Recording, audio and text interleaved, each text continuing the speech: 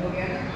इसी cleaning of water naturally, हम पानी को नेचुरली कैसे साफ करें। आज दुनिया में जो 100% वाटर है उसमें 97% वाटर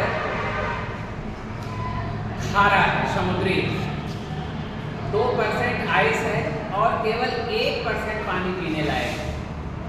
और वो जो पीने लायक पानी है जिसे हम अंडरग्राउंड वाटर कह रहे हैं, वो भी बुरी तरह से तमाम विषाक्त तत्वों से भर चुका है।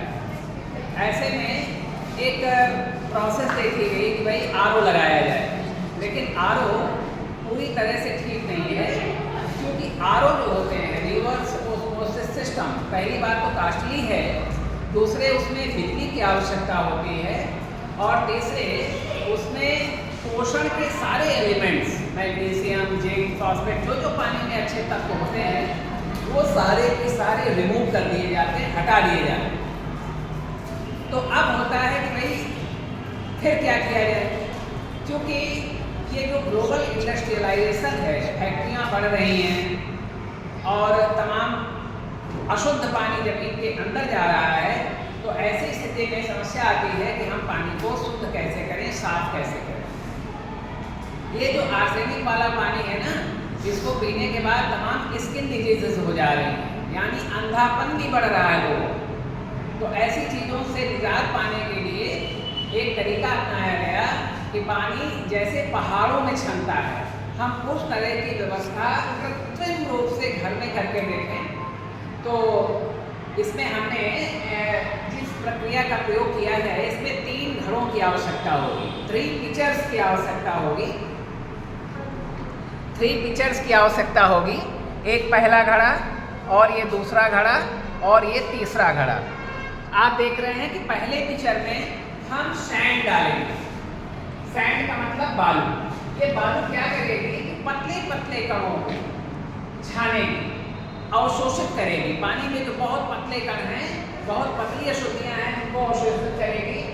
और ये जो कोयले के पीसेज डाले गए हैं, कोयले का करीब कितना बड़ा पीस हमें डालना होगा, तो ये कोयले का पीस क्या करेगा कि पानी के अंदर जो विषाक्त तत्व हैं उनको ये खींच लेगा। और विषाक्त तत्वों को खींचने के बाद हम पानी को ले आते हैं टेबल्स में। टेबल्स में क्या होगा, कुछ ऐसे बड़े तत्व हैं जो इस कांच पत्थर के टुकड़ों में ये चिपक जाएंगे। इन्हें हमें टाइम टू टाइम साफ भी करना होगा।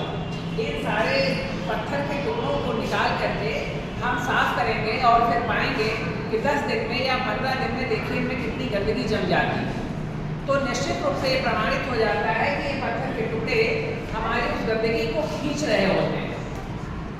तो सबसे पहले ये सैंड गंदगी को साफ करेगी, फिर ये कोल पीसेस साफ करेंगे और फिर ये बड़े बड़े स्टोन्स जो हैं, और ये कापर की प्लेट लगी हुई है। ये कापर की प्लेट क्या करेगी, पानी को चार्ज करेगी।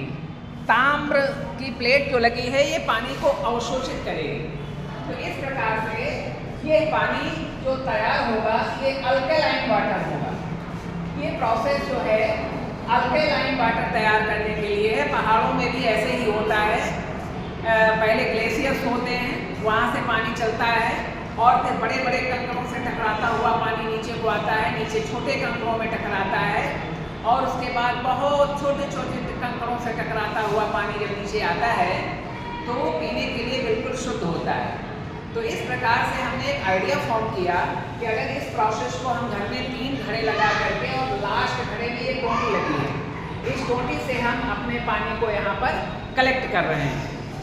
तो इस प्रकार से ये ऐसी विधि है जिसमें बिजली की भी हमें ज़रूरत नहीं है, सिर्फ 3 घड़े हमारे पास होने चाहिए। और घड़े के पानी की जो महत्ता है वो हमारे प्राचीन काल के जो हमारे पूर्वज थे वो भी इन घड़ों का प्रयोग किया करते थे। उस ज़माने में जब पानी छानने की कोई ऐसी हमारे पास अत्याधुनिक मशीनें नहीं थी, तो ये पानी को छानने की जो प्रक्रिया है ये आरओ वाटर से भी ज़्यादा अच्छी है। बस यही करना होगा कि यहाँ पर भी छेद करना होगा, यहाँ पर भी छेद करना होगा, ताकि इसे निकल करके पानी यहाँ आए और यहाँ से निकल करके पानी यहाँ आए और फिर अंतिम घड़े में इकट्ठा होगा पानी और ये कंकड़ के टुकड़ों से होता हुआ पानी यहाँ पर आएगा और बीच बीच में हमें इन टुकड़ों को और प्लेट्स को साफ भी करना होगा। तो टाइम बताना जरा कितना होगा? 5